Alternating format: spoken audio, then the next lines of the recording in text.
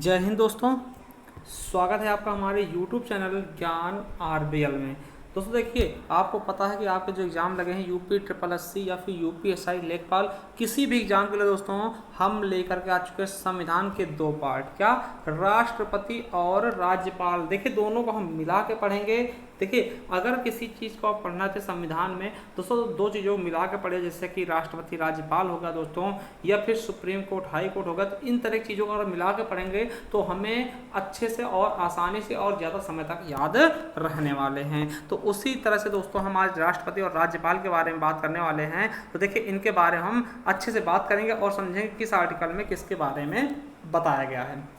ठीक है, तो चलिए शुरू करते हैं राष्ट्रपति और राज्यपाल। आपको पता है दोस्तों कि भारत जो संविधान दोस्तों ये दो शक्तियों में बांटता है, केंद्र और राज्य। देखिए केंद्र स्तर पे कौन काम करता है तो राष्ट्रपति प्रमुख होता है, और राज्य स्तर पे कौन प्रमुख होता है तो राज्यपाल। ठीक है, राज्यपाल राष्ट्रपति दोस्तों। ठीक है, अब एक चीज आप समझ लीजिएगा कि देखिए राष्ट्रपति का निर्वाचन कैसे होता है, अप्रत्यक्ष रूप से होता है, और राज्यपाल को कौन मनोनीत करता है तो राष्ट्रपति मनोनीत करता है, और राष्ट्रपति के प्रसाद पर्यंत ही राज्यपाल काम करता है। यानी कि राष्ट्रपति जब चाहेगा राज्यपाल को हटा देगा पद से। ठीक है, तो ये चीज समझिएगा। तो चलिए शुरू करते हैं। देखिए आप बात करते हैं दोस्तों अनुच्छेद 52 में। ठीक है, अनुच्छेद 52 में दोस्तों किसके बारे में बताया गया कि भारत का एक राष्ट्रपति होगा। समझिएगा अनुच्छेद 52 में क्या है कि भारत का एक राष्ट्रपति, यानी राष्ट्रपति के बारे में पूछा गया राष्ट्रपति पद कौन किसमें है तो अनुच्छेद 52। और वही दोस्तों देखिए अब 52 में क्या करेंगे दोस्तों 101 जोड़ देंगे। क्या 101 जोड़ देंगे। देखिए 101 क्या होता है दोस्तों कहीं भी शुभ माना था। ठीक है,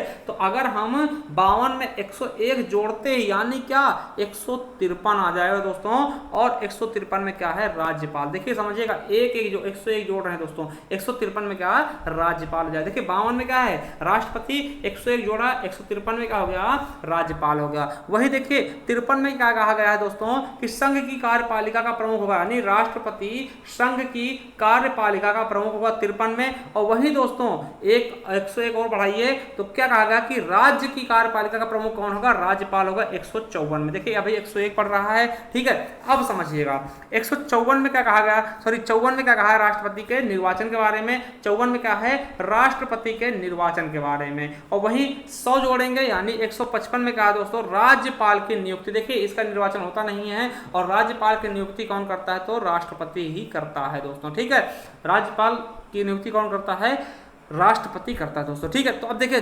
54 में कितना जोड़ा 101 जोड़ते चले आए थे यहाँ तक। ठीक, यहाँ तक आप समझिएगा। अब देखिए 55 में क्या बताया गया तो राष्ट्रपति के निर्वाचन रीति किस प्रकार से इसकी निर्वाचन होगी। देखिए राज्यपाल का निर्वाचन होता नहीं, इसलिए कोई मतलब इससे है नहीं। ठीक है, अब देखिए अब 56 आ गया। देखिए 56 में पदावधि कितनी पदावधि होगी। ठीक है, तो राष्ट्रपति का कार्यकाल कितना होता है दोस्तों तो 5 साल का। ठीक है, अब देखिए अब यहाँ पे 100 का गैप आ गया, एकदम 100 का गैप। देखिए समझिएगा 54 तक 101 का था। अब दोस्तों क्या होगा दोस्तों, अब देखिए कितने का आ गया 100 का गैप आ गया। अब देखिए पदावधि कितने 56 में राष्ट्रपति का, और राज्यपाल का पदावधि कितने है 56 में, 156 में दोस्तों। ठीक है, वही बात करते हैं दोस्तों तो 57 में क्या है राष्ट्रपति के पुनर्निर्वाचन के लिए पात्रता। जैसे कि अमेरिका में दोस्तों 2 ही बार राष्ट्रपति बन सकते हैं, तो उसी तरह दोस्तों 57 में क्या कहा गया भैया कोई पद, मतलब कि आप कितनी भी बार राष्ट्रपति बन सकते, हमेशा के लिए बन जाओ, कोई दिक्कत नहीं। ठीक, ऐसा कुछ भी बाउंडेशन नहीं है दोस्तों। ठीक है, आपके लिए तो 57 में क्या होगा दोस्तों राष्ट्रपति के निर्वाचन के लिए। ठीक है, अब देखिए मगर इधर आते हैं दोस्तों तो 157 में क्या है दोस्तों अहर्ता के बारे में बताएगा। क्या अहर्ता मतलब योग्यता क्या होना चाहिए राज्यपाल की। ठीक है, अब देखिए 57 में राज्य इसमें क्या बताएगा निर्वाचन संबंधी, और 57 में इसमें क्या गया 157 में क्या गया राज्यपाल की योग्यता बता दी गई। अब देखिए 58 में क्या है राष्ट्रपति की अहर्ताएं दोस्तों, क्या क्या योग्यता होनी चाहिए, अहर्ताएं क्या होनी चाहिए राष्ट्रपति की अहर्ताएं। देखिए इसमें 57 में राज्यपाल, 157 में राज्यपाल की अहर्ता है, और राष्ट्रपति की 58 में। अब देखिए अगर बात करते हैं राज्यपाल के 158 में तो पद के लिए कुछ शर्तें बताई गई हैं 158 में राज्यपाल के लिए दोस्तों। और देखिए अब देखिए इधर से 101 कम होता चला जा रहा है दोस्तों। ठीक है, अब देखिए राज्यपाल के पद के लिए शर्तें बताई गई 158 में, और दोस्तों राष्ट्रपति के पद के लिए शर्तें 162 बताई गई। ठीक है, अब देखिए समझिए अब इधर से 101 कम होते चला गया। अब देखिए शपथ, शपथ इसमें क्या है दोस्तों, अब देखो 62 में पद की शर्तें हैं, और देखिए राज्यपाल की शपथ कितने में है, 159 में। क्या 159 में। अब तुरंत इससे 101 हटा दीजिएगा, राष्ट्रपति का शपथ आ जाएगा दोस्तों। राष्ट्रपति की शपथ क्या, देखिए कैसे याद करेंगे, शपथ 60 शपथ, 60 शपथ दोस्तों, 60 शपथ, यानी राष्ट्रपति का शपथ किसमें है, 60 में दोस्तों। ठीक है, अब देखिए अगर बात करते हैं 160 में क्या, तो कुछ आकस्मिकताओं में राज्यपाल के कृत्यों का निर्वहन कहा गया, ये ज्यादा इंपॉर्टेंट है नहीं। देखिए अब ये मोस्ट इंपॉर्टेंट दोस्तों, क्या मोस्ट इंपॉर्टेंट, 61 में क्या है दोस्तों, महाभियोग। समझिएगा, राष्ट्रपति को उसके पद से हटाने के लिए महाभियोग लाया था। देखिए क्वेश्चन पूछा जाएगा कितने दिन पूर्व सूचित किया था राष्ट्रपति को, 14 दिन पूर्व राष्ट्रपति सूचित किया जाएगा।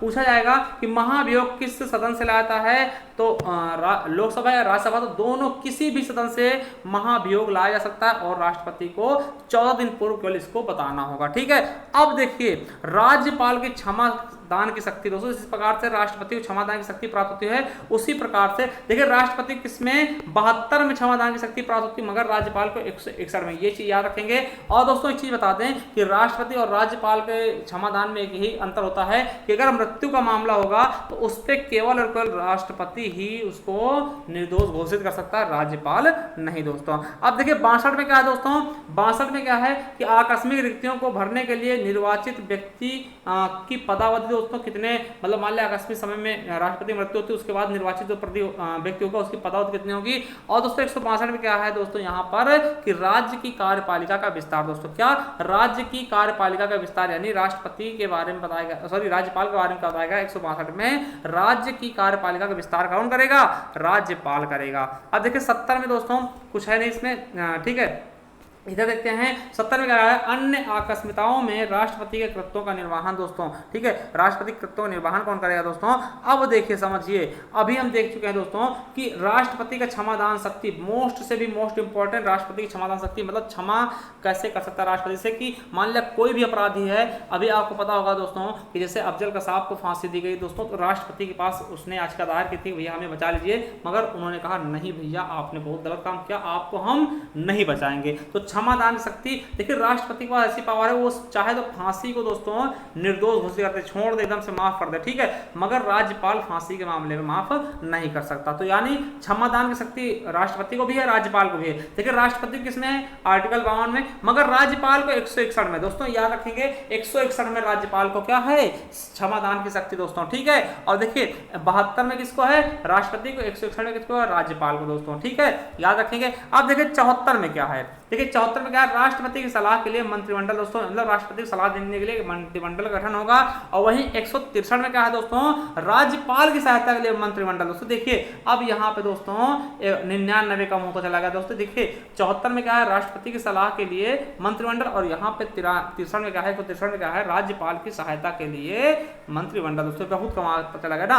अब देखिए अध्यादेश, ये इंपॉर्टेंट है। देखिए 123 1 2 3, देखिए 123 1 2 3 के तहत दोस्तों अध्यादेश जारी कर दिया गया है ना। किसके द्वारा पूछा गया, राष्ट्रपति किस आर्टिकल के तहत अध्यादेश जारी करता है, तो 1 2 3 हो लो ना, 1 2 3 मतलब निकल लो ना। अध्यादेश हम आदेश दे रहे हैं, राष्ट्रपति कहता है मैं आदेश दे रहा हूं, 1 2 3 हो लो मतलब निकल लो ना। तो इससे याद रखेंगे 1 2 3 के तहत अध्यादेश कौन जारी करेगा, राष्ट्रपति। और 2 1 3, देखिए 2 1 3 मतलब देखिए यही गिनतियां हैं, केवल और केवल इसमें थोड़ा फेरबदल कर दिया गया। तो राज्यपाल किसके तहत, तो 213 के तहत, 2 1 3 के तहत राज्यपाल और 1 2 3 के तहत राष्ट्रपति। अब देखिए 143 में क्या है दोस्तों, 143 में क्या है, उच्चतम न्यायालय से परामर्श लेने की शक्ति किसको होती है दोस्तों, राष्ट्रपति को। राष्ट्रपति चाहे तो उच्चतम न्यायालय के न्यायाधीश से दोस्तों क्या परामर्श ले सकता है, और राष्ट्रपति माने या न माने उसके ऊपर केवल ले सकता है। ठीक है, अब दोस्तों समझिएगा 331 याद रखिएगा। इसमें क्या होता है कि राष्ट्रपति लोकसभा में 2 एंग्लो इंडियन यानी कि आंग्ल भारतीय लोगों को निर्वाचित करेगा।